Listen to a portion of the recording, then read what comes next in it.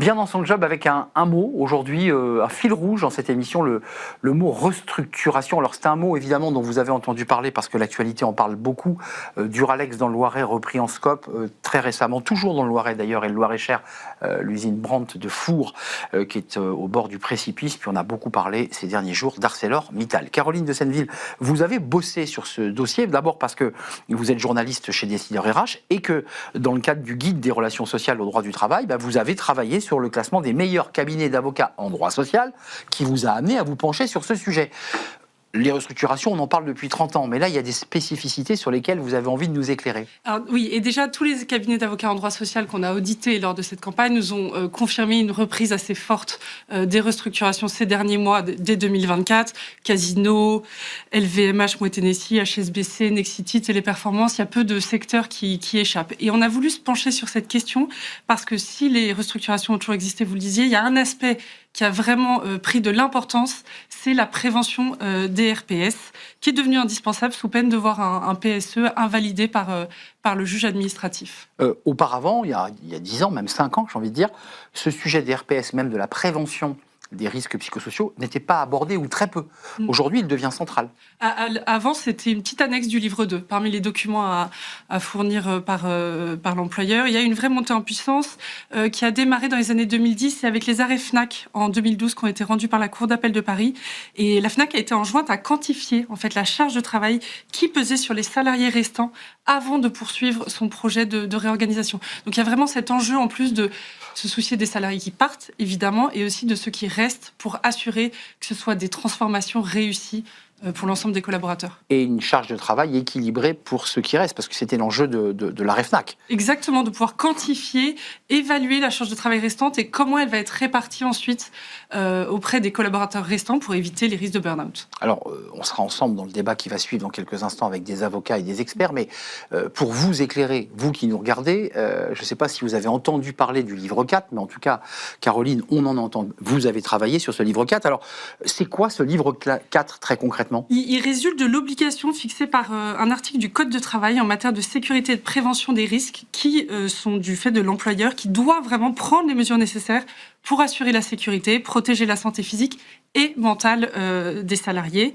Il fait partie vraiment des documents que l'employeur doit produire et qui doit revenir sur un peu toutes les mesures de prévention primaire, secondaire et tertiaire que l'employeur doit évoquer. Donc pour être concret, dès qu'un risque en matière de RPS est identifié, il ne faut pas faire qu'une photographie. Il doit y avoir un plan d'action associé. Non, mais c'est important parce que c'est très lourd pour l'entreprise. Il doit proposer un plan d'action. Oui. Et c'est d'ailleurs pour ça que, notamment dans notre dossier, on a donné la parole au cabinet de conseil en RPS équilibre, parce qu'il y a cette nécessité pour les employeurs d'être accompagnés de professionnels qui peuvent les aider à mettre en place des plans d'action. On en parlera dans le débat, mais parlons-en tout de suite.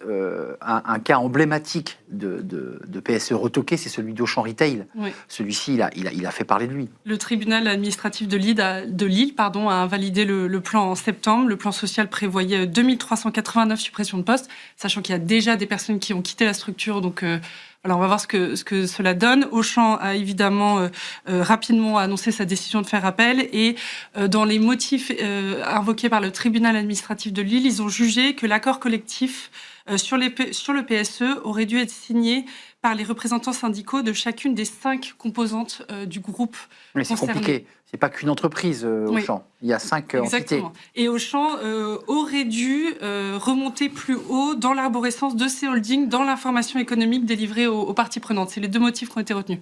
Quand même, c'est un droit restrictif. On aura le débat dans quelques instants, mais certains considèrent que ces règles, et notamment les règles du livre 4, sont très restrictives, très contraignantes pour l'entreprise. Ça l'est, c'est très. Mais maintenant, c'est une obligation dont l'employeur peut difficilement se défaire, d'autant plus que pour le dialogue social, les représentants syndicaux savent très bien qu'ils peuvent se saisir de cela pour faire invalider un plan social. Donc, justement, avant de nous quitter et d'accueillir nos invités pour ce débat justement consacré aux restructurations, il y a quand même un enjeu fort de la qualité du dialogue social dans ce genre de situation. Il faut que les partenaires sociaux, et notamment les élus syndicaux, soient à la fois formés et bien formés sur ces sujets. Bien formés et embarqués aussi avec la direction pour qu'il y ait, pendant ces périodes d'information-consultation, un dialogue constructif qui permette un accord majoritaire qui évite d'être toqué ensuite.